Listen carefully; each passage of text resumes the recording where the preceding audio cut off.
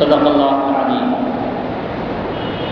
قال نبينا رسول الله صلى الله عليه وسلم: إن الله يحب أن يرى أثر نعمته على عبده، أو كما قال عليه الصلاة والسلام.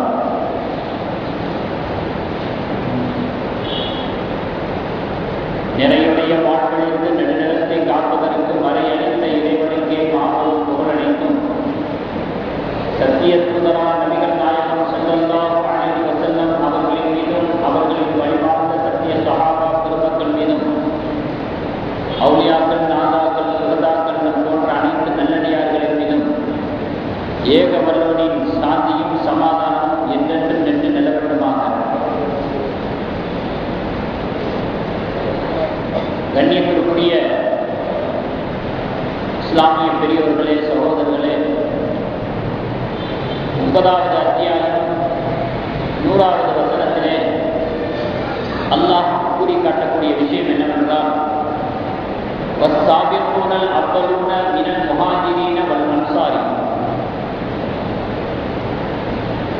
மக்காவாசிகளான முஹாஜிரீன்களிலேயும் மதீனாவாசிகளான அன்சாரிகளிலேயும் ஆரம்ப காலத்திலே வாழ்ந்த அந்த மக்கள், வல்லதீன தபஊஹும் பிஇஹ்சானின், சிறப்பான முறையிலே அவர்களை பின்பற்றிய அடுத்து வந்த மக்கள், மக்காவாசிகள் மதீனாவாசிகளான முஹாஜிரீன்கள் அன்சாரிகள் ஆகிய ஆரம்ப காலத்திலே வாழ்ந்தவர்களும் அவர்களை சிறப்பான முறையிலே பின்பற்றி வந்தவர்கள். ரலியல்லாஹு அன்ஹும், அவர்களை பொறுத்த மட்டிலே அல்லாஹ் தஆலா அவர்களை பொருந்திக் கொண்டார், அவர்களும் அல்லாஹ்வை பொருந்திக் கொண்டார்கள். வரது அன்ஹு என்று அல்லாஹ் தஆலா இந்த வசனத்திலே சொல்லி காட்டுகிறார். இந்த செய்தியை அல்லாஹ் தஆலா திருமறையின் வழியாக நமக்கு சொல்ல வரக்கூடிய நோக்கம் என்ன? சஹாபாக்கள் அல்லாஹ்வை பொருந்திக் கொண்டார்கள், அல்லாஹ் அவர்களை பொருந்திக் கொண்டார் என்பதுதான் செய்தி, தலையாய செய்தி, முக்கியமான செய்தி. இதை அல்லாஹ் ஜல்ல ஜலாலுஹு தன்னுடைய திருமறையிலே இறக்கி வைத்து எல்லாருக்கும் தெரியும்படியாக செய்கிறார். ஏனென்று சொன்னால், ஒரு மனிதனுடைய வாழ்க்கை நிம்மதியை இதுதான் இருக்கிறது. ஒரு மனிதனுடைய வாழ்க்கையினுடைய சந்தோஷத்தினுடைய ஆணிவேர் இதிலே தான் இருக்கிறது. அல்லாஹ்வுடைய திருப்தியை மையமாக கொண்டு நம்முடைய வாழ்க்கையை கட்டமைக்கவில்லை என்றால் பலதரப்பட்ட துன்பத்திற்கு மத்தியிலே நம்முடைய வாழ்க்கை அமைகிறது. இது இறைவனுடைய தரப்பிலிருந்து சொல்லப்பட்ட ஒரு அரிய செய்தி. இது போன்ற ஒரு செய்தியை இறைவனிடம் அல்லாத வேறு யாரிடத்திலிருந்தும் நாம் பெற முடியாது. பூமி தோன்றி பலாயிரக்கணக்கான வருடங்கள் ஆகிவிட்டது. மனித சமூகம் தோன்றி பலாயிரக்கணக்கான வருடங்கள் ஆகிவிட்டது. இந்த மனித சமூகத்திற்கு மத்தியிலே பலவிதமான நாகரிகங்கள் தோன்றியாகிவிட்டது. சிந்து சமவெளி நாகரிகம், சீன நாகரிகம், ரோமானிய நாகரிகம், கிரேக்க நாகரிகம், சுமேரிய நாகரிகம், மெஸ்டோமியா நாகரிகம், எகிப்து நாகரிகம், மாயன் நாகரிகம், இப்படி வரலாற்றில் பார்த்தீங்கன்னா எத்தனையோ நாகரிகங்களை சொல்றாங்க. இவ்வளவு நாகரிகங்களை கடந்து வந்த சமுதாயம், இவ்வளவு நாகரிகங்களை கடந்து வந்து என்னத்தை கண்டிச்சு சமுதாயம் என்ன வளர்ச்சி பெற்றுச்சு, இதற்குள்ள ஏற்பட்ட ஒரு விதமான ஒரு முன்னேற்றம் என்ன? ஒன்றும் இல்லை. அந்த காலத்தில் நடந்த குற்றங்கள் எல்லாம் நவீன வளர்ச்சி இல்லாம நடந்துச்சு. இப்ப நவீன வளர்ச்சியோடு நடக்குது, அவ்வளவுதான் வித்தியாசம். ஆக இவ்வளவு நாகரிகங்கள் தோன்றியும் கூட, ஏன் இன்றைய காலத்தில் விஞ்ஞானம் வளரப்பட்டும் கூட மனிதனுடைய வாழ்க்கையில எது கிடைக்கணுமோ அது கிடைக்கல.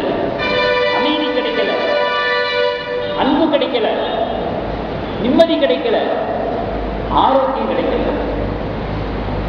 பலதரப்பட்ட இழுபறிக்கு மத்தியில தான் ஒரு மனிதனுடைய வாழ்க்கை சிக்கலாகி கொண்டிருக்கிறது. அப்படிப்பட்ட ஒரு சூழ்நிலையில அல்லாஹ்வால இறக்கி அருளப்பட்ட சஹாபாக்களை முன்னெடுத்து சொல்லுகிறது, அவர்களை முன்னோடியாக்கி சொல்கிறது, அவர்களை குறித்து சொல்றது மாதிரி நமக்கு சொல்லுகிறது. அவர்கள் அல்லாஹ்வை புரிந்து கொண்டார்கள், அல்லாஹ் அவர்களை புரிந்து கொண்டார். இதன் காரணத்தினால அவர்கள் வரலாற்றிலே வெற்றிவாகை சூடிய மன்னர்களாக திகழ்ந்தார்கள். நம்முடைய வாழ்க்கையினுடைய அத்தனை விருப்பு வெறுப்புகளும் இறைவனை மையமாக கொண்டு அமையப்படவில்லை. முகம் சுளிக்கக்கூடாது. இறைவனுடைய திருப்தியின் மீது நாம் அதிர்ச்சி கொள்ளக்கூடாது. அவனுடைய விதியை நாம் கசப்பாக நினைக்கக்கூடாது. அவனுடைய நாட்டத்தை நம்முடைய விருப்பத்தோடு ஒப்பிட்டு நிராசையாகக்கூடாது. இதெல்லாம் ரொம்ப முக்கியமான வாழ்க்கைக்கு தேவையான செய்திகளாக இருக்கிறது, உபதேசங்களாக இருக்கிறது. ஒவ்வொருவர்களுடைய நிலைமையும் ஒவ்வொரு மாதிரியாக இருக்கிறது. ஒவ்வொருவர்களும் அனுபவிக்கக்கூடிய வாழ்க்கை ஒவ்வொரு மாதிரியாக இருக்கிறது. இப்படி பலதரப்பட்ட வாழ்க்கைகளை பெற்ற மனித சமூகம் எந்த ஒரே கோட்டின் கீழ் வர வேண்டும் என்று சொன்னால் எல்லாம் இறைவனால் அமைக்கப்பட்டது, விதிக்கப்பட்டது. விதினால என்ன? மனிதனுடைய வாழ்க்கையில எல்லாம் திணிக்கப்படுது. அல்லாஹ் திணிப்பின் மூலமாக விதியை ஏற்றி இருக்கிறார். ஏற்றுக்கொண்டு தான் ஆகணும். நிராகரிக்க முடியாது, மறுதளிக்க முடியாது, மறுபரிசீலனைக்கு வேலை அல்ல. இப்படி ஒரு வாழ்க்கையில நாம் நிம்மதியை காண வேண்டும் என்றால் இறைவனுடைய திருப்தியை நம்முடைய திருப்தியாக ஆக்கிக் கொள்ள வேண்டும். அதற்கு உதாரண புருஷர்களாக இருக்கக்கூடியவர்கள் சஹாபாக்கள். இதுக்கு ஒரு இன்னொரு உதாரணம், நடப்பு நிகழ்வு உதாரணத்தை கூட நம்ம விளங்குறதுக்காக தெரிந்து கொள்ளலாம். தகப்பனாரு வெளியிலிருந்து வீட்டுக்கு வர்றாரு, வெளியூர் போயிட்டு வர்றாரு. வீட்டுக்கு வரும் பொழுது பலதரப்பட்ட பண்டங்களை வாங்கிட்டு வருவார், ஆடைகளை வாங்கிட்டு வருவார், அணிகலன்களை வாங்கிட்டு வருவார். வாங்கி வந்து வீட்டில் கொடுக்குற சமயத்தில் வீட்டில் இருக்கக்கூடிய பிள்ளைங்க, விவரம் இல்லாத அந்த குழந்தைங்க வாங்கி சந்தோஷப்படுங்க. அதை கையில் வச்சுக்கிட்டு எனக்கு ட்ரெஸ் வாங்கிட்டு வந்தாங்க அத்தா, எனக்கு பட்டை வாங்கிட்டு வந்தாங்க, எனக்கு அது வாங்கிட்டு வந்தாங்க, பொம்மை வாங்கிட்டு வந்தாங்க, கார் வாங்கிட்டு வந்தாங்கன்னு குதூகலிக்கும். விவரம் இல்லாத குழந்தை பருவத்தில் இருக்கக்கூடிய அந்த பிள்ளை அதை பார்த்துட்டு தகப்பனாக பூரிச்சு போவார், அகமகிழ்வு அடைவாரு, ஆனந்தம் அடைவாரு. அதுக்குத்தான் இவர் காசை போட்டு வாங்கிட்டு வந்தது. இந்த காட்சியை பார்க்கணும் அப்படிங்கிறதுக்காக அப்படித்தான் அவ்வளவு சந்தோஷம் அவர்களுடைய முகத்தில் தெரிவதை பார்த்த உடனே இவருடைய முகத்தில் சந்தோஷம் உண்டு. அதே நேரத்தில் விவரமான பிள்ளைகளாக இருந்தால், பருவ வயதை அடைந்த பிள்ளைகளாக இருந்தால் தகப்பனார் வாங்கிட்டு வந்த பொருள்ல தரம் பார்க்கும். இது எப்படிப்பட்ட பொருள்? காசு கூட கொடுத்து வாங்கிட்டு வந்திருக்காங்களா, குறைவா கொடுத்து வாங்கிட்டு வந்திருக்காங்களா? இது நமக்கு விருப்பமானதாக இருக்குதா, விருப்பம் இல்லாததாக இருக்குதா? உடனே தாயிடத்தில் போய் முறையீடு.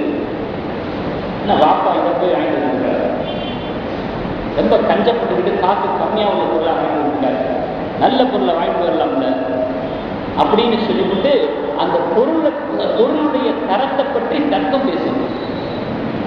இப்படி ஒரு காட்சியை தகப்பனார் பார்த்தாருன்னா அவருடைய மனசு எப்படி இருக்கும், அவருடைய முகத்தில் எப்படி இருக்கும்? ஒரு விதமான வார்த்தை இருக்கும். அந்த காட்சியை பார்க்கும் பொழுது கூடி பிடிக்கிறார். இந்த காட்சியை பார்க்கிற பொழுது மன சங்கடத்துக்கு ஆளாகிறார். இன்னைக்கு அதே மாதிரிதான் மனிதர்களுடைய வாழ்க்கை அமையப்பட்டிருக்கிறது. இது உண்மை நிகழ்வும் கூட, உதாரணம் மட்டுமல்ல, உண்மை நிகழ்வும் கூட. எந்த ஒரு முதலாளியாக இருந்தாலும், எந்த ஒரு தலைவராக இருந்தாலும் தனக்கு கீழ் இருக்கக்கூடியவர்களிடத்தில் இவ்வளவோ செய்கிறாரு, கிடைத்த வரைக்கும் திருப்திப்பட்டு கொண்டா அவங்களை பார்த்து சந்தோஷப்படுறாரு. அதுல இருந்து யாராவது அப்டேஷன் பண்ணாங்க, அதிருப்தி அடைஞ்சாங்கன்னா அவர் முகம் சொல்கிறார். இதே மாதிரி எல்லாருடைய நிலைமையும் அப்படித்தான். தகப்பனார் மட்டுமல்ல, ஒரு பொறுப்பின் கீழ் இருக்கக்கூடியவர்களுடைய விஷயத்திலே அப்படித்தான். இதே மாதிரி அல்லாஹ்வுடைய விஷயத்திலையும் இறைவனுடைய விஷயத்திலையும் இந்த உணர்வு பிரதிபலிக்கிறது. அல்லாஹ்வும் அதே நிலையில தான் அடைகிறார். தன்னால் வழங்கப்பட்ட ஞாபகத்துக்களை அனுபவித்துக் கொண்டு யார் திருப்தியான உள்ளத்தோடு வாழ்கிறார்களோ அவர்களை பார்த்து கூறிப்படுகிறார்.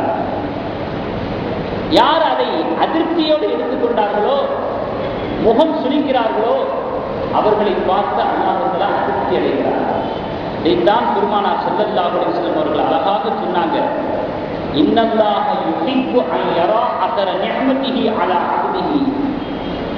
தன்னால் வழங்கப்பட்ட நியமத்துக்கள் தன்னுடைய அடியாரின் மீது வெளிப்படுவதற்கு அல்லாஹ் தஆலா ஆசைப்படுகிறான். அதை பார்த்து கூலிப்படைகிறார் என்று பெருமானார் ஸல்லல்லாஹு அலைஹி வஸல்லம் சொன்னார். ஒரு தாய் தன்னுடைய பிள்ளைய குழந்தையிலிருந்து பாராட்டி சீராட்டி பாலூட்டி தூக்கத்தை இழந்து பசியை கொடுத்து இவைகளுக்கு மத்தியில் அதை வளர்த்து ஆளாக்கி அதற்கு அழகான ட்ரெஸ்ஸு போட்டு ஆஜானுபாகுவான ஒரு உடம்பு அளவுக்கு அவனை தேற்றி விட்டு ஷூ முதற்கொண்டு மாட்டி விட்டு அவன் வீட்டிலிருந்து கிளம்பி வெளியே போகும் பொழுது அப்படி பின்னால் நடுக்கிட்டு பார்த்து சந்தோஷப்படுவா கூலிப்படுகிறான். ஏன்? ஒரு பட்சணம் குழந்தையா பிறந்த குழந்தை இன்னைக்கு இவ்வளவுடைய தோற்றத்தோட அழகான ஒரு உருவத்தோட அழகான ட்ரெஸ்ஸை ஒட்டிக்கிட்டு இன்னைக்கு கம்பீரமா போகுது அப்படின்னு சொன்னா எல்லாம் என்னுடைய ஏற்பாடு, நான் செஞ்சது, என்னுடைய உழைப்பு, நான் பார்த்து வளர்த்தது அப்படிங்கிற பலதரப்பட்ட சிந்தனைகளுடைய உந்துதல் ஒரு விதமான பூரிப்பை தருகிறது அந்த தாய். அதே மாதிரி தான் அல்லாஹ் தஆலா அவன் நிறைய வழங்கியிருக்கிறான். அதை பெற்றுக்கொண்டு திருப்தி கொண்டு அதற்கு நன்றி செலுத்திக் கொண்டு நாம் ஆண்டோம் என்று சொன்னால் அல்லாஹ் கூலிப்படிகளோடு மட்டும் நின்று விடாமல் அதிகரித்து தருவதாகவும் திருமுறையிலே வாக்களிக்கிறார். லயின் ஷகர்தும் லஅஸீதன்னகும், எனக்கு நீங்கள் நன்றி செலுத்துவீர்களானால் உங்களுக்கு நான் அதிகரித்து தருவேன் என்பதாக அல்லாஹ் தஆலா சொல்கிறார். அப்போ மன நிறைவு கொள்ளுகிற பட்சத்திலே அதிகம் தருவதாக இறைவனுடைய வாக்களிப்பை திருமுறையின் மூலமாக நாம் பார்க்க முடிகிறது. இதுல அதிருப்தி கொள்றதுக்கு என்ன இருக்குதுங்கிற ஒரு மனிதனுடைய வாழ்க்கையில இறைவனால் விதிக்கப்பட்டதை அவனுடைய நாட்டத்தின்படி கிடைப்பதை அதை கொண்டு போதுமாக்கிக் கொள்ளாமல் அதிருப்தி அடைவதற்கு நமக்கு என்ன அருகதை இருக்கிறது என்பதையும் நாம் யோசிக்க கடமைப்பட்டிருக்கிறோம். ஏனென்று சொன்னால் உலகத்திலே வரும்பொழுது நம்ம எதையும் கொண்டு வரவில்லை அல்லது அல்லாஹ்விடத்திலே எதுவும் கொடுத்து வைக்கவில்லை. நான் உனக்கு கொடுத்து வச்சிருக்கிறேன், எனக்கு நீ கொஞ்சம் கொஞ்சமா கொடு அப்படின்னு அல்லாஹ்விடத்தில் நம்ம எதுவும் கொடுத்து வைக்கல. வரும்போதும் எதுவும் கொண்டு வரல. அவனுடைய இஷ்டத்துக்கு நம்ம ஆட்சேபனை செய்ய முடியாது. அவனுடைய வரையறுப்புக்கு நம்ம உரிமை கோர முடியாது. இப்படிப்பட்ட ஒரு நிலையில அல்லாஹ் நமக்கு எவ்வளவு தந்தாலும் அது அதிகம்தான். அல்லாஹ் ஜல்ல ஜலாலுஹு நமக்கு எவ்வளவு தந்தாலும் நமக்கு அதற்கான தகுதி இருக்குதான்னு பார்த்தா இல்லை. தகுதிக்கு மீறிய நியமத்துக்களை, நம்முடைய ஈமானுடைய தரத்துக்கு மீறிய ஒரு நியமத்துக்களை அல்லாஹ் நமக்கு கொடுத்திருக்கிறாங்கிறது தான் உண்மை, மறுக்க முடியாத உண்மை. அப்படி இருக்கும் பொழுது அதிருப்தி அடைவதற்கு என்ன இருக்கிறது? விதியை ஆட்சேபிப்பதற்கு என்ன இருக்கிறது என்பதாக நமக்குள் நாமே ஒரு சுய பரிசோதனை போன்று நம்முடைய சிந்தனைகளை அமைத்துக் கொள்ள வேண்டும்.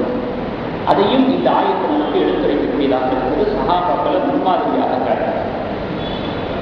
மனிதனுடைய மனோநிலை இருக்கிறதே அது போன்ற ஒரு இயல்பிலே தான் படைக்கப்பட்டிருக்கிறது.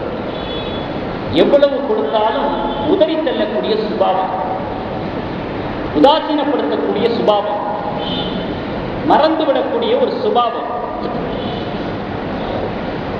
தங்குறதுக்கு வீடு இல்லை, ஒரு நார்மலா வாடகை வீட்டில் தங்குறதுக்கு கூட வசதி இல்லை. அப்படிப்பட்ட ஒரு நிலையில இருக்கும் பொழுது, ஒரு குடிசையில இருக்கும் பொழுது, வாடகைக்கு இருந்தாலும் பரவாயில்ல தரமான வீட்டில் இருக்கணும்னு ஆசைப்படுறான். அல்லாஹ் ஒரு கட்டத்தில் அந்த வசதியும் கொடுக்குறான். ஒரு தரமான ஒரு வாடகை வீட்டில் இருக்கிறான். அதுக்கு பிறகு ஒரு சொந்த வீட்டில் இருந்தா நல்லா இருக்குமே, தனக்கு ஒரு வீடு இருந்தா நல்லா இருக்குமே என்பதாக நினைக்கிறான். ஒரு கட்டத்தில் சில உழைப்புகளுக்கு பிறகு, சில முயற்சிகளுக்கு பிறகு அல்லாஹ் ஒரு சொந்த வீட்டையும் கொடுத்துடுறான்.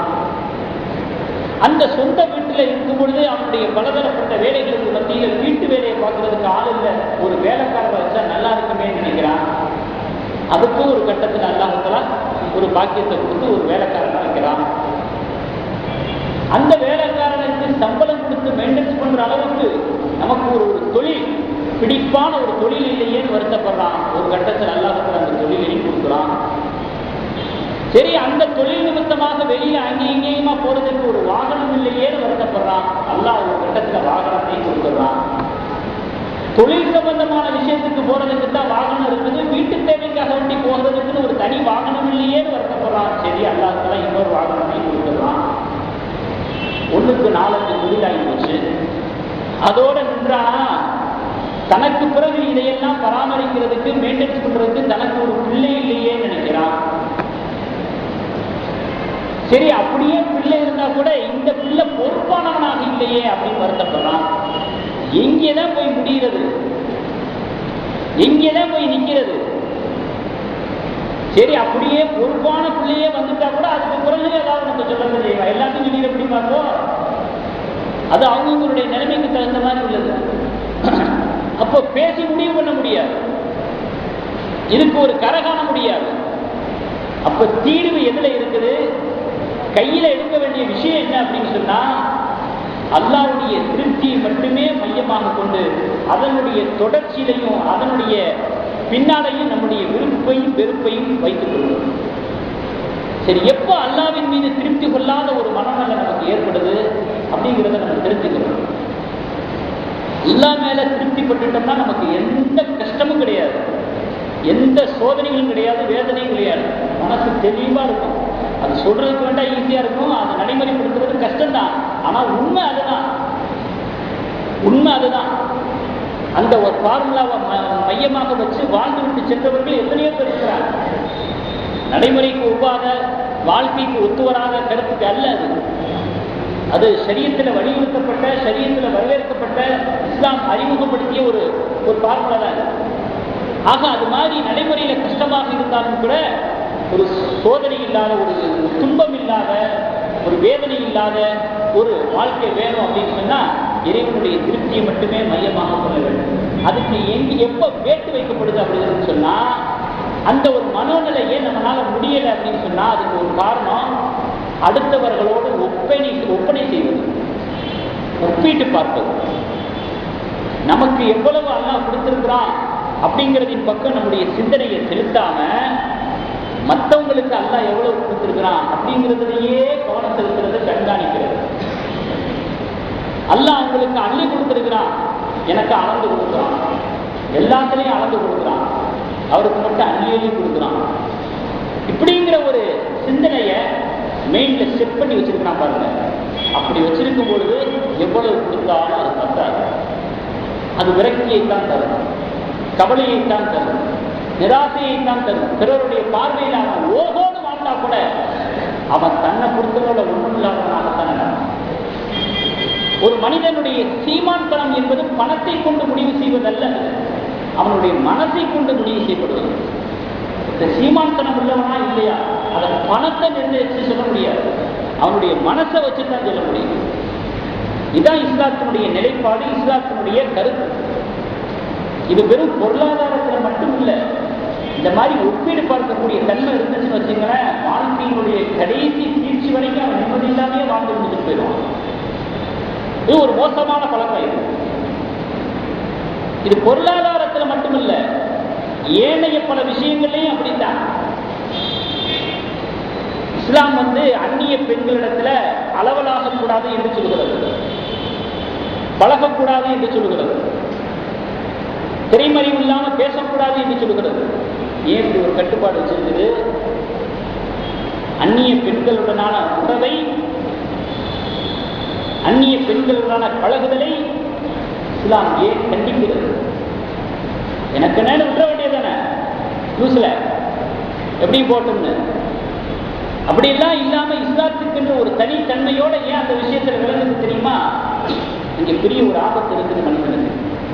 அவனுடைய வாழ்க்கையில மிகப்பெரிய ஒரு அமைதியைக்கு குந்தகம் ஏற்படுத்தக்கூடிய ஒரு பிரச்சனை இருக்குது. ஏதோ அந்நிய பெண்ணோட பழகினா, பார்த்தா, பேசினா, உறவாடுனா, அளவலானா, அவன் அபச்சாரம் பண்ணிடுவான், தப்பு பண்ணிடுவான், ஒழுக்கம் கெட்டு போயிடுவான், கலாச்சாரம் மாறி போயிடும், ஒழுக்கம் தவறிய சமுதாயம் ஆகிவிடும். அது அப்புறம் அதை அவன் மேற்கொண்டு இழுத்து போட்டுக் கொள்ளக்கூடிய ஒரு பிரச்சனை. அது இன்னொரு விஷயமா அதுல இருக்குது, பிரச்சனையும் இருக்குது. என்ன தெரியுமா? ஆண்கள் அந்நிய பெண்களிடத்துல பழகக்கூடாது, பெண்கள் அந்நிய ஆண்களிடத்துல பழகக்கூடாது சொல்றதுக்கு மெயின் காரணம் என்ன தெரியுமா?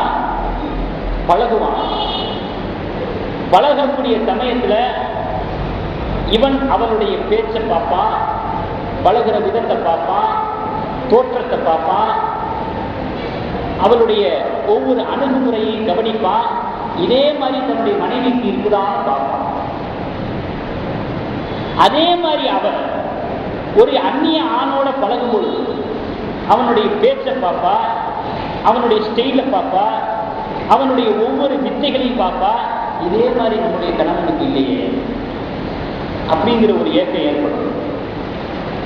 இந்த பிரச்சனை நாளடைவில் எதில் போய் முடியும்?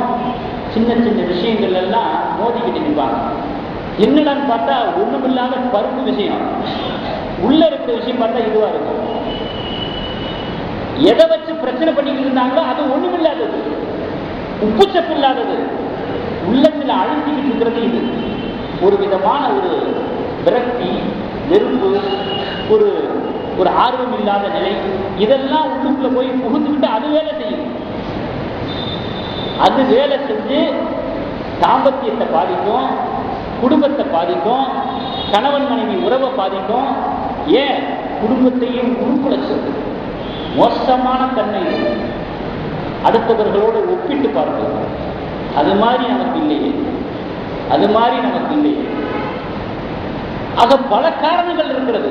பொருளாதார ரீதியாக மட்டும் சொல்லப்படக்கூடிய விஷயம் அல்ல இது. எல்லா விஷயங்களும் திடீர்னு பொறாமையை கூட வெடிச்சிடலாம். பொறாமை தடுக்கப்பட்டிருக்கிறதா இல்லையா? இஸ்லாத்துல ஈமான கருச்சனம் என்பதாக சொல்லப்பட்டிருக்கா இல்லையா? அது தனக்கு கிடைக்கலன்றவன தனக்கு கிடைக்கலாட்டாலும் பரவாயில்ல, அவனுக்கு கிடைக்கக்கூடாதுன்னு சொல்ற அளவுக்கு அவன் சிந்திக்க ஆரம்பிச்சிருவான்.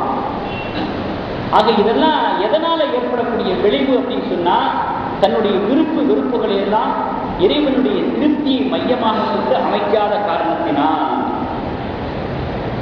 கிடைச்ச வாழ்க்கை இது இறைவனால் விதிக்கப்பட்டது, அவனுடைய நாட்டத்தால் வந்தது என்பதை ஏற்றுக்கொள்ளாத காரணத்தால். ஆனால் கிடைச்ச வாழ்க்கையை திருப்தியோடு ஏற்றுக்கொண்டோம் என்று சொன்னால் அதற்கு என்ன கூலி தெரியுமா? அதுக்கு அல்லாஹ் தரக்கூடிய கிஃப்ட் என்ன தெரியுமா? அல்லாஹ் நம்மை திருப்திப்பட்டுக் கொள்கிறார். அல்லாஹ்வால விதிக்கப்பட்டதையெல்லாம் நாம் திருப்தி கொண்டு விட்டால் அல்லாஹ் நம்மையே திருப்தி கொண்டு விடுகிறார். அல்லாஹ்வுடைய திருப்தி நமக்கு கிடைக்கிறதை விட என்ன வேணும்? இதை விட ஒரு பெரிய நியமத்து வேணுமா? இதை விட ஒரு பெரிய பாக்கியம் வேணுமா? அப்படின்னு சஹாபாக்கள் விளங்கினாங்க. நம்ம விளங்குறோமோ இல்லையோ, அவங்க விளங்கினாங்க. அது அல்லாஹ் திருமறையில சொல்லி காட்டுறான் பாருங்க. 9வது அத்தியாயம் 72வது வசனத்துல, ரிதுவானும் மினல்லாஹி அக்பர், அல்லாஹ்வுடைய பொருத்தம் தான் மிகப்பெரியது என்று அல்லாஹ் திருமறையில சொல்லி காட்டுறான். அதைத்தான் மிகப்பெரியதாக கருதினார்கள் சஹாபாக்கள். அல்லாஹ்வுடைய பொருத்தத்திற்கு முன்பாக, திருப்தியை அடைவதற்கு முன்பாக அவர்களுடைய குடும்பம் பெருசாக தெரியவில்லை, பொருளாதாரம் பெருசாக தெரியவில்லை, குடும்பத்தின் மீதான பாசம் பெரிதாக தெரியவில்லை, அவர்களுடைய சுகபோகங்கள் பெரிதாக தெரியவில்லை, ஆட்சி அதிகாரம் பெரிதாக தெரியவில்லை, அவர்களுக்கு நியாயமாக கிடைக்க வேண்டிய புகழ்கள், கண்ணியங்கள், மதிப்புகள், மரியாதைகள் இவைகள் கூட பெரிதாக தெரியவில்லை. எங்களுக்கு பெரிதாக தெரிவதெல்லாம் அல்லாஹ் எங்களை பொருத்திக் கொள்ளவில்லை. அல்லாஹ்வுடைய திருப்தியை சம்பாதித்தவர்களாக நாங்கள் ஆக வேண்டும், மாற வேண்டும். இதுதான் அவர்களுடைய லட்சியப்பாடாக இருந்தது, இலக்காக இருந்தது. இதுதான் அல்லாஹ் அகமகிழ்ந்து சொல்கிறார், அவர்களை பொறுத்த மட்டிலே அல்லாஹ் பொருத்திக் கொண்டார், அல்லாஹ்வை பொறுத்த மட்டிலே அவர்கள் பொருத்திக் கொண்டார்கள். பரஸ்பர பொருத்தம், பரஸ்பர திருப்தி. ஏன் அந்த மாதிரி ஒரு நிலை நம்முடைய வாழ்க்கையில ஏற்பட வேண்டும் என்ற ஆசை நமக்கு இல்லையா? ஆர்வம் நமக்கு பிடிக்கவில்லையா? இதற்கு நிறைய உதாரணங்களை சம்பவங்களாக நாம் பார்க்கிறோம். அப்துல் ரஹ்மான் இப்னு அவுஃப் ரலியல்லாஹு தஆலா அவர்கள் இஃப்தாருடைய சமயத்துல நோன்பு திறக்க போறாங்க. நோன்பு திறப்பதற்கென்று ஒரு பொருள் கொண்டு வரப்படுகிறது. நம்ம என்ன சொல்லுவோம்? நோன்பு கஞ்சின்னு சொல்லுவோம். அது ஏதோ ஒரு விதமான கஞ்சி. அவருடைய மகனார் கொண்டு வர்றார். அப்துல் ரஹ்மான் இப்னு அவுஃப் ரலியல்லாஹு தஆலாவுடைய மகனார் கொண்டு வர்றார். அங்கு வைக்கப்படுகிறது. அதை பார்த்த உடனே அப்துல் ரஹ்மான் இப்னு அவுஃப் ரலியல்லாஹு தஆலா அவர்கள் அழுக ஆரம்பிக்கிறாங்க. ஏன் அழுகிறாங்க? காரணத்தை சொல்றாங்க. என்னுடைய நண்பர்கள் எல்லாம் வாழும் வாழ்க்கையில துன்பத்தை தவிர வேற எதையும் பார்க்கவில்லை. ஆனால் இந்த அப்துல் ரஹ்மான் அவுஃபுக்கு இஃப்தாருக்கென்று ஒரு தனி பின்பொருள் வருகிறதா? பின்பண்டம் வருகிறதா? இப்படிப்பட்ட ஒரு வசதியை இந்த அப்துல் ரஹ்மான் அவர் பெற்றிருக்கிறாரா? முஸ்அப் இப்னு உமைர் ரலியல்லாஹு தஆலா தன்னுடைய நண்பரை பற்றி சொல்றாங்க. அவர் இறக்குகிற சமயத்திலே, மரணிக்கக்கூடிய சமயத்திலே போர்த்துறதுக்கு கஃன் துணி கூட இல்லை, போதுமான கஃன் துணி இல்லை. தலையை போத்துனா கால் தெரியும், காலை போத்துனா தலை தெரியும். இறுதியில தலையை மறைச்சு கால்களை மறைப்பதற்காக வேண்டி புட்பூட்டுகள், இளதலைகள் வைத்து மறைக்கப்பட்டது. இப்படியாக என்னுடைய நண்பர்களுடைய காலங்கள் கழிந்தது, அவர்களுடைய வாழ்க்கையினுடைய இருந்தது.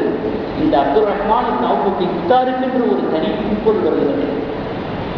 அல்லாஹ் எனக்கு இவ்வளவு பெரிய பாக்கியம் கொடுத்திருக்கிறானே, அல்லாஹ் எனக்கு கொடுத்திருக்கக்கூடிய பாக்கியத்தை எல்லாம் கணக்கு வச்சு இந்த உலகத்திலேயே கணக்க முடிச்சிருவானோ, எல்லாம் முடிஞ்சு போச்சு, மறுமையில ஒண்ணுமில்லைன்னு சொல்லிடுவானோ என்ற அச்சம் என்னுடைய உள்ளத்திலே தொற்றிக் கொண்டு விட்டது என்று சொல்லி ஓடு அழுக ஆரம்பிச்சாங்க. நோம்பு கஞ்சியை பார்த்துட்டு மக்கள் அழுக வருமா? அழுக ஆரம்பிச்சாங்க.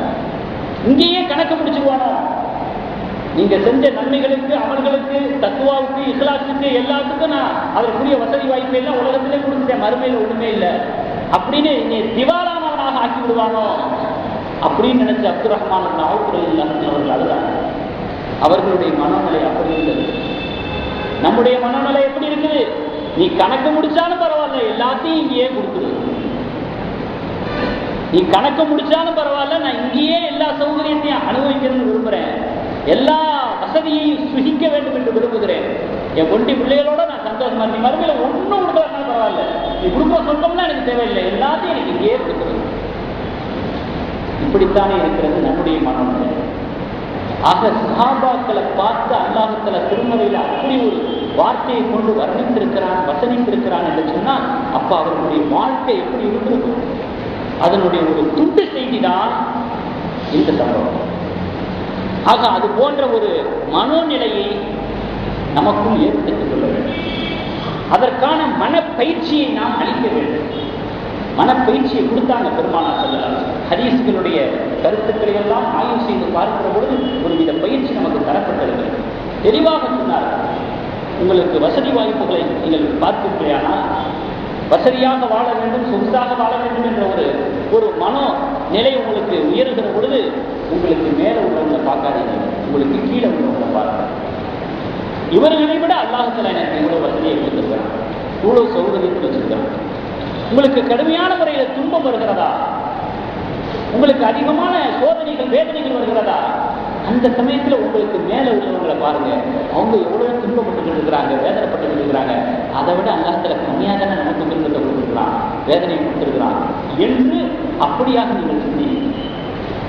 இப்படி உங்களுடைய வாழ்க்கையை செட் பண்ணிக்கீங்க, மனசை செட் பண்ணிக்கீங்க என்று பெருமானார் ஸல்லல்லாஹு அலைஹி வஸல்லம் அழகாக சொல்லியிருக்கிறார். இந்த மஞ்சு விரட்டு சமயத்துல, காளைகள் அடுக்கிற அந்த மஞ்சு விரட்டு சமயத்துல ஊர் பக்கமா சொல்லுவாங்க, இங்கே சொல்றாங்களா கேள்விப்பட்டிருக்கீங்களா தெரியல, மேப்பாச்ச மாடு கீப்பாச்ச மாடுன்னு. கீப்பாச்ச மாடுன்னா என்ன தெரியுமா? கீழே தான் முட்டிக்கிட்டு இருக்கும், தரையிலே தான் முட்டிக்கிட்டு இருக்கும், கீழே தான் அதனுடைய பார்வை இருக்கும். மேப்பாச்ச மாடு கீழே பார்க்காது, மேலே தான் பார்த்துட்டு இருக்கும். மேப்பாச்ச மாடு விரட்டிட்டு வந்தா எல்லாம் படுத்துருவாங்க, கீழே படுத்தா அது ஒண்ணும் பண்ணாது, அதை மேலே தானே பார்க்குது. இதே ஊர் பகுதிகளில் சொல்றது காளைகளை அடக்கிற விஷயத்துல. அந்த மாதிரி வசதி வாய்ப்புகளை பார்த்தா நம்ம கீப்பாச்ச மாடாயிடணும், துன்பங்கள் துயரங்களோடு மேப்பாச்ச மாடமாயிடணும், மேலே உள்ளவங்களை பார்க்கணும். அப்போ நம்முடைய மனநிலை தடுமாறாக இருக்கும். இறைவனுடைய திருப்தியை நழுவ விடுறதில்லை, கோட்டை விடுறதில்லை, நம்ம ஆளாகாமல் இருக்கும். அதற்கான ஒரு மனப்பயிற்சியை இஸ்லாம் நமக்கு தந்திருக்கு. சஹாபாக்களுடைய வாழ்க்கை சம்பவங்களுக்கு தந்திருக்கு. செருப்பு இல்லை, வருத்தப்படுறோம், காலே இல்லாம குடிசையில் இருக்கிறோமே, 4 பேரை போல ஒரு நல்ல வீட்டில் இருக்க முடியலையே அப்படின்னு நினைக்கிறோம். அந்த குடிசை கூட இல்லாம வானமே கூரையாக, பூமியே விரிப்பாக, அதை நினைச்சு பார்க்கணும்.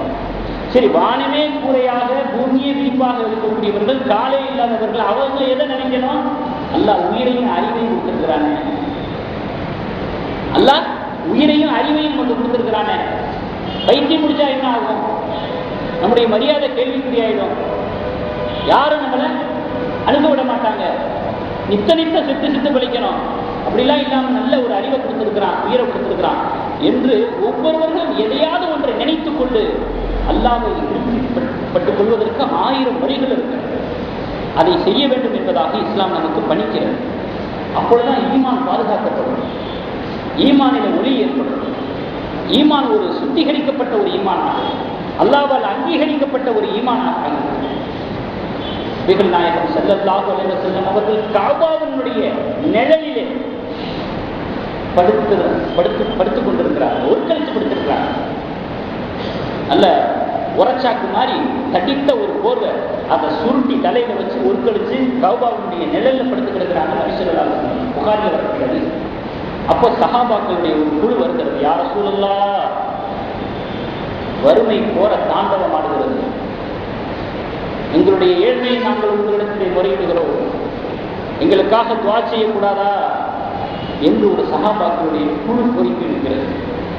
பெருமானார் ஸல்லல்லாஹு அலைஹி வஸல்லம் அவர்கள் அந்த சஹாபாக்களை அமர வைத்து ஒரு விஷயத்தை சொன்னார்கள். நன்மை தோழர்களே, இதற்கு முன்பாக வாழ்ந்த சமுதாயத்தினுடைய நிலைமைகள் என்ன தெரியுமா? இதற்கு முன்பாக வாழ்ந்த சமுதாயத்தினுடைய நிலைமை என்ன தெரியுமா? அவர்கள் ஈமான் கொண்டார்கள் என்கிற ஒரே காரணத்திற்காக வேண்டி குழியிலே இறக்கி வைக்கப்பட்டார்கள். குழியிலே இறக்கி நிறுத்தப்பட்டு ரம்பம் கொண்டு வரப்பட்டு இருகூறாக அறுக்கப்பட்டார். இரும்பாலான சீப்பை கொண்டு வறண்டப்பட்டார். சத கிழிஞ்சு ரத்தம் பீரிட்டு வந்துச்சு. அல்லாஹ்வை ஏற்றுக்கொண்டார்கள் என்கிற ஒரே காரணப்பட்டார். இப்ப எதுவும் உங்களுக்கு அந்த நல்ல வந்துருச்சா? இப்ப எதுவும் அப்படிப்பட்ட ஒரு நெருக்கடியை நீங்க சந்திக்கிறீங்களா? அந்த நெருக்கடியெல்லாம் சந்தித்தவர்கள் நம்முடைய முன்னோர்கள் வாழ்ந்து கொண்டு சென்றிருக்கிறார்கள் என்று அந்த முன்னோர்கள் அடைந்த துன்பத்தை காட்டி ஆறுதல் இருக்கிறார். இதுதான் பெருமானார் ஸல்லல்லாஹு அலைஹி வஸல்லம் அவர்கள் நமக்கு தரக்கூடிய பயிற்சியாக இருக்கிறது. அவர்களுடைய பாசறையிலே பயின்றவர்கள் சஹாபாக்கள், அவர்களுடைய வாழ்க்கையில் நமக்கு தரக்கூடிய பயிற்சியாக இருக்கிறது. அதற்கு முன்பாக நாம் அடையக்கூடிய வேதனை அது ஒரு வேதனையே அல்ல, துன்பமே அல்ல. இது ஏதோ ஒரு சத்தம் போட்டு ஒரு வார்த்தையா சொல்லணுங்கிறக்காண்டி நான் சொல்ல, உண்மை அதுதான். அது அவரவர்களுக்கு வரும்பொழுது அந்த வழி தெரியும் அப்படின்னு சொன்னாலும் உண்மை அதுதான். அப்படித்தான் இஸ்லாம் நமக்கு பயிற்சியை தந்திருக்கிறது, நம்முடைய சிந்தனையை அமைத்து தந்திருக்கிறது என்பதை நாம் விளங்க வேண்டும். கடந்த வாரத்தில் நான் பலஸ்தீனத்தை பற்றி, அதனுடைய பரிதாப நிலைமைகளை பற்றி எல்லாம் நான் சொன்னேன். சும்மா முடிச்சு கொண்டு உள்பள்ளியை விட்டு கூட தாண்டல. ஒருத்தர் ஒரு கேள்வி கேட்டார், என் நான் லண்டன்ல இருக்கிறேன், அந்த கோர காட்சிகளை எல்லாம் பார்த்துட்டு என்னால ஜெயிக்க முடியல, ரொம்ப பரிதாபமா இருக்குது. ஏன் அல்லாஹ்வுத்தாலா இப்படி அவங்களை விட்டு வச்சிருக்கிறாங்க? இப்படி ஒரு கொடுமைகள், இப்படி ஒரு அரக்கத்தனமான கொடூரங்களை எல்லாம் நிகழ்த்தி கொண்டிருக்கக்கூடியவர்கள் அல்லாஹ் இப்படி விட்டு வச்சு வேடிக்கை பார்க்கிறார் அப்படிங்கிறதாக அவர் ஒரு விதமான ஒரு மனநிலையில ஒரு சூழ்நிலையில ஒரு கேள்வி எனக்கு அந்த ஒரு ஆயத்து சிந்தனைக்கு வந்தது. அல்லாஹ்வுத்தாலா சொல்லுகிறானா, ஆமன்னா வஹும் லா யுஃதனூன். மக்கள் என்ன எண்ணிக்கொண்டார்களா? ஐயுத்ரகு அன் யகூலு ஆமன்னா, அல்லாஹ்வை நாங்கள் ஈமான் கொண்டு விட்டோம், மறுமையை ஈமான் கொண்டு விட்டோம், குர்ஆனை ஈமான் கொண்டு விட்டோம், நரகம் சொர்க்கத்தை ஈமான் கொண்டு, இப்படியெல்லாம் இஸ்லாத்திலே எதை எதையெல்லாம் நம்ப வேண்டும், நம்பிக்கை கொள்ள வேண்டும் என்று சொன்னதோ அவைகளெல்லாம் நாங்கள் வெறுமனே ஈமான் கொண்டு விட்டோம் என்று சொல்வதனால் மட்டும் எந்த விதமான சோதனைக்கும் வேதனைக்கும் உட்படுத்தப்படாமல் விடப்பட்டு விடுவார்கள் என்று எண்ணிக்கொண்டார்களா என்று அல்லாஹ் கேட்கிறார். ஏதோ வாயளவுல, நாவளவுல, வார்த்தை அளவுல நாங்கள் முஸ்லிம்கள், நாங்கள் அல்லாஹ்வை ஏற்றுக்கொண்டவர்கள் அப்படின்னு வெறுமனே சொல்றதுனால மட்டும் அல்லாஹ் நம்மளை விட்டுற மாட்டான். பலவிதமான சோதனைகளை கொடுத்து, வேதனைகளை கொடுத்து அல்லாஹ் பரீட்சித்து பார்ப்பான். இன்னைக்கு அவங்களுக்கெல்லாம் நாளைக்கு நமக்காக இருக்கலாம். அவங்களுக்கு இந்த மாதிரியான சோதனைனா நாளைக்கு நமக்கு வேற மாதிரியான சோதனையா இருக்கலாம். இதை யாரும் விட்டுவிட முடியாது, யாரும் விதிவிலக்கல்ல. அல்லாஹ் சொன்னது பொதுவாக ஈமான் கொண்ட அத்தனை மக்களுக்கும் சொல்லப்பட்ட விஷயம் இது. உங்களின் மீது அக்கிரமங்கள் இழைக்கப்படுவதெல்லாம், பழிவாங்கப்படுவதெல்லாம், துன்புறுத்தல்கள் செய்யப்படுவதெல்லாம் நீங்கள் ஏற்ற ஒரே ஒரு நம்பிக்கை, அல்லாஹ் ஒருவனை, அவனைத்தான் வணங்குவோம், வேறு யாரையும் வணங்க மாட்டோம். அவனிடத்தில் தான் உதவி தேடுவோம், வேறு யாரிடத்தில் உதவி தர மாட்டோம். அவனுக்கு மட்டும்தான் சாஷ்டாங்க செய்வோம், வேறு யாருக்கும் செய்ய மாட்டோம். இந்த ஒரு காரணத்திற்காக நீங்கள் அலக்களிக்கப்படுவீர்கள், பலவிதமான சோதனைக்கு ஆளாக்கப்படுவீர்கள். அந்த ஒரு நிலைக்கு ஆளாக்கப்படாம யாரையும் விட மாட்டோம். இது அல்லாஹ் எல்லாருக்கும் சொன்ன ஒரு செய்தி. அங்கே நடக்கிறது இங்கே நடக்காதுன்னு என்ன நிச்சயம்? நடக்கலையா நம்ம நாட்டில்? இந்த மாதிரி இதை விட மோசமான நடக்கலையா? இதுக்கு முன்னாடி வாழ்ந்த வரலாறுகள்ல அவங்களுக்கு இந்த மாதிரி நடக்குதுன்னா நம்மளுக்கு வேற மாதிரி, அவங்களுக்கு அங்கே நடக்குதுன்னா நம்மளுக்கு வேற எங்கேயோ. இது யாரும் விட்டு வைக்கப்படுபவர்கள் யாரும் கிடையாது. இது அல்லாஹ் குர்ஆன்ல சொல்லக்கூடிய ஒரு விஷயம் தான். அப்போ நம்முடைய அறிவுல என்ன படுது அப்படின்னு சொன்னா உடனே அவங்க காப்பாற்றப்படணும், அவர்களுடைய அக்கிரமம் நிறுத்தப்படணும். நம்முடைய அறிவு ஆர்டர் போட்ட உடனே அல்லாஹ்வுடைய உதவி வந்துடணுமா? அப்படி வந்துடணும் எது அவசியம் இருக்குதா? நம்முடைய அறிவுக்கு தெரியுது எது சத்தியம் எது அசத்தியம், எது நியாயம் அநியாயம். நம்முடைய அறிவுல உதிக்குது, நிறுத்தப்பட வேண்டும், அவர்கள் காப்பாற்றப்பட வேண்டும். உடனே நம்முடைய அறிவு ஆர்டர் போட்ட உடனே அல்லாஹ் அதை தடுத்து நிறுத்திடுவானா? அல்லாஹ்வுக்கு நம்ம ஆர்டர் பண்ண முடியுமா? நம்முடைய அறிவுக்கு அந்த பவர் இருக்குதா? அல்லாஹ் அதை விட பேரறிவாளன், ஞானம் உள்ளவன், நுட்பம் உள்ளவன். அவனுக்கு தெரியும் யாரை இங்கே வச்சு எப்ப எதை கொண்டு தட்டணும் அப்படின்னு. விட்டு வைப்பதனுடைய ரகசியமும் அவனுக்குத்தான் தெரியும், வேதனைப்படுத்துவதனுடைய ரகசியமும் அவனுக்குத்தான் தெரியும். ஆக இது இறைவனுடைய தக்தீர்ல உள்ள விஷயம் என்பதாகத்தான் நாம் விளங்க முடியும். நம்ம எதிர்பார்க்கிற மாதிரி, நம்ம விரும்புறது மாதிரி அல்லாஹ்வுடைய உதவி கிடைக்கணும் அப்படிங்கிறத எதிர்பார்க்கிறது அது அப்பாவித்தனமான இல்லை. யூனுஸ் அலைஹிஸ்ஸலாம் அவர்கள் அப்படித்தான் சிந்திச்சாங்க. 3 நாளையில அல்லாஹ்வுடைய வேதனை உங்களுக்கு இறங்க போகுது அப்படின்ட்டாங்க யூனுஸ் அலைஹிஸ்ஸலாம். பார்த்தா 3 நாளையில வேதனை இறங்கல. அடுத்து எப்படி அந்த மக்களுடைய முகத்தில் முடிக்கிறது? சூழரைச்சுட்டாங்க. 3 நாளையில வேதனை வரப்போகுது, வேதனை இறங்கல, கோச்சுக்கிட்டு போயிட்டாங்க. இந்த ஊரை விட்டு அல்லாஹ்வுடைய மறு உத்தரவு வர்றதுக்கு முன்னாடி அந்த ஊரை விட்டு வெளியே போயிட்டாங்க. உடனே அல்லாஹ்வுத்தாலா என்ன செஞ்சான்? அவங்களுக்கு பாடம் கற்பிப்பதற்காக, படிப்பை ஊற்றுவதற்காக ஒரு மீனுடைய வயிற்றுக்குள்ளே புகச்செய்தார். மீனை தன்னுடைய வயிற்றுக்குள்ளாக வெளியிட்டது. அல்லாஹ் திருமறையில் அதை பற்றி சொல்லுகிறார். அதிலே தங்கியிருந்தாங்க 40 நாளைக்கு, திக்ர் செஞ்சுக்கிட்டு இருந்தாங்க வயிற்றுக்குள்ளே. லா இலாஹ இல்லா அன்த சுப்ஹானக இன்னீ குன்து மினல் ஸாலிமீன், நான் அநியாயக்காரர்களில் ஒருவனாக ஆகிவிட்டேன். இன்னீ குன்து மினல் ஸாலிமீன், உன்னை தவிர வணக்கத்துக்குரிய யாரும் இல்லை என்பதாக திக்ர் செஞ்சுக்கிட்டே இருந்தாங்க. கடைசியில் அல்லாஹ் மணி படிச்சாங்க. இப்போ அல்லாஹ்வுடைய உதவி இருக்கிறதே நம்ம எதிர்பார்க்கிற மாதிரி, நம்ம விரும்புகிற மாதிரி வரணும் அப்படின்னு நம்ம ஆசைப்படக்கூடாது. என்ன கூடாது? நாடக்கூடாது. அல்லாஹ்வுடைய உதவி எப்போ வரும், அல்லாஹ்வுடைய உதவி எப்படி வரும் அப்படிங்கிறது அவனுடைய ரகசியத்துக்குட்பட்ட விஷயமாக இருக்கிறது. அதனால அல்லாஹ் இந்த பலஸ்தீனுடைய விஷயத்தில் அவர் ஒரு கேள்வி கேட்டார் அப்படிங்கிறதுக்காக நான் சொன்னேன். ஆக பெருமானார் ஸல்லல்லாஹு அலைஹி வஸல்லம் நமக்கு என்ன சொல்லி வச்சிருக்கிறாங்க? வசதி வாய்ப்பான விஷயங்களை நமக்கு கீழ் உள்ளவர்களை பார்க்க வேண்டும். மனதை துன்புறுத்தபடியான விஷயங்களுடைய விஷயத்திலே நமக்கு மேல் உள்ளவர்களை பார்த்தோம் என்று சொன்னால் மனம் ஒரு நிலைப்படும், ஒரு நிலையை கொண்டிருக்கும். அல்லாஹ்வுடைய திருப்தியை மட்டுமே மையமாக கொண்ட ஒரு வாழ்க்கையை வாழ்வதற்கு இது ஒரு உந்துதலாக இருக்கும் என்பதாக பெருமானார் ஸல்லல்லாஹு அலைஹி வஸல்லம் சொல்லியிருக்கிறார். நரகத்தினுடைய நிலையும் ஒரு மனுஷனுடைய மனமும் ஒரே மாதிரி. ஹலிம் தலகத்தி, உனக்கு வயிறு நிரம்பிடுச்சான்னு அல்லாஹ்தஆலா நரகத்தை பார்த்து கேட்கிறான். ஹல் தக்கூனு மின் மஸீத், இன்னும் இருக்குதா அப்படின்னு கேட்டுச்சான் நரகம். குர்ஆன் நல்லா சொல்றான். 50வது அத்தியாயம் 30வது வசனம். அவ்வளவு பேர்களை அள்ளி போட்டு கூட, அத்தனை பொருள்களை அள்ளி போட்டு கூட வயிறு நிரம்பிச்சான்னு கேட்கும் பொழுதெல்லாம் இன்னும் இருக்குதா இன்னும் இருக்குதான்னு கேட்டுச்சான் நரகம். அல்லாஹ் தன்னுடைய பாதத்தை எடுத்து நரகத்தை ஒரு அமுத்துவானா. இப்ப நிரம்பிடுச்சான்னு கேட்டா நிரம்பிடுச்சு அப்படிங்குமா. அதே மாதிரிதான் மனிதனுடைய மனசு. நீங்க எவ்வளவு போட்டாலும் பத்தாது.